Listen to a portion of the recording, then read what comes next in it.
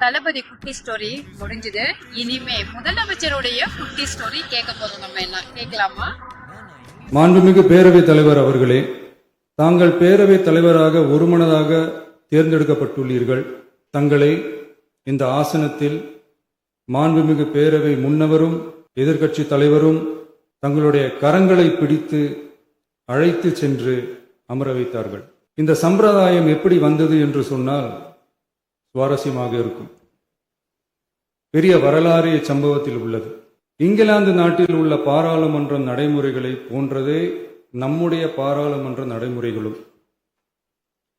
மன்னராட்சி இருந்த காலத்திலேயே அங்க பாராளுமன்றம் இயங்கியுள்ளது. அக்காலத்தில் அனைத்து அதிகாரங்களையும் பெற்ற மன்னரும் இருந்தார், பாராளுமன்றமும் இயங்கியது. அங்கே மன்னர் ஒரு பணியை செய்ய வேண்டும் என்று விரும்புவார். பாராளுமன்றம் அவருடைய விருப்பத்தை பெரும்பாலும் நிராகரிக்கும்.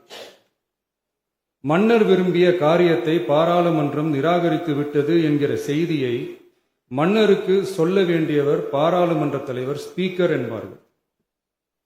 பாராளுமன்றத்தின் கருத்தை மன்னரிடம் சொல்ல வேண்டியவர் ஸ்பீக்கர். அதற்கு துணிவு வேண்டும்.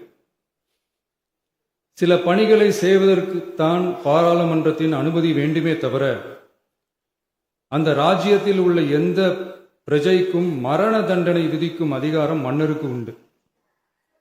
தான் விரும்பியதை பாராளுமன்றம் நிராகரித்து விட்டது என்று சொல்லும் ஸ்பீக்கருக்கு மரண தண்டனை விதிக்கும்படி ஆணையிடுவார்.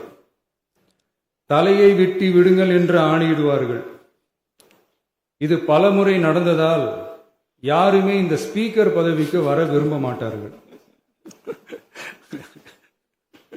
எனவே புதிதாக பாராளுமன்றம் அமையும் போது ஸ்பீக்கர் பதவிக்கு ஒருவர் அறிவிக்கப்பட்டவுடன் அவர் உடனே தலை தப்பித்தால் போதும் என்று ஓட்டம் பிடிப்பார்.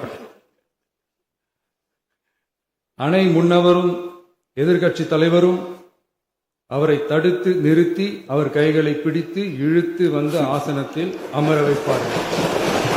இது இந்த வீடியோ எல்லாரும் பார்த்திருப்பீங்க. நமக்கு எப்படி தோணுது அப்படின்னா, ஒரு அவையில ஸ்பீக்கரா அவர் அமர வைக்கும் போது ஒரு புன்னகை, ஒரு நல்ல தெளிவான ஒரு விளக்கம் அதுக்கு அழகா கொடுத்து அந்த சட்டசபையே புன்னகையில இன்னைக்கு ஆத்திருக்காரு நம்மளுடைய முதலமைச்சர் அவர்கள். எப்ப காலமே எந்திரிச்ச உடனே அவரை பார்க்கணும், என்ன செய்ய போறாரு, அடுத்து என்ன முடிவெடுக்க போறாரு, அவர் என்ன பேச போறாரு, சட்டசபையில் உள்ளவங்க என்ன பேச போறாங்கன்னு தாப்பா தோணுது. எனக்கு தோணுது. உங்களுக்கு தோணுதா இல்லையா? No tension, baby.